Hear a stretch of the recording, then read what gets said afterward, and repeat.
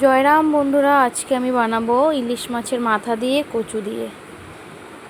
এই দেখো মাছের মাথাগুলোকে ভালো মতন আগে লাল লাল করে ভেজে নেব। এই যে কচুটা দেখো, এই কচুটা কে কে ভালোবাসো খেতে আমাকে বলো।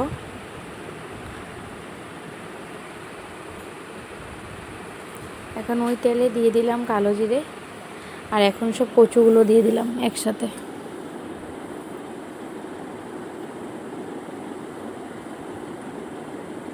এই যে মশলাটা শিলে বেটেছি আজকে আমি। এটাতে ছিল কাঁচা লঙ্কা আর একটু জিরের গুঁড়ো, একসাথে বেটে নিয়েছি।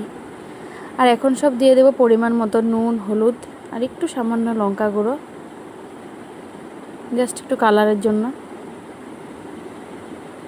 এখন কচুটাকে ভালোভাবে সাঁতলাতে হবে। এই দেখো পুরা কচুটা গলে গেছে। এখন মাথাটাও দিয়ে দিলাম একসাথে।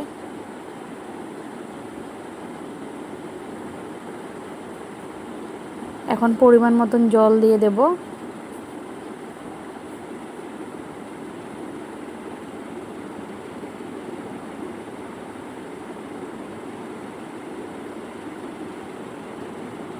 একটু ঢাকা দিয়ে দিলাম।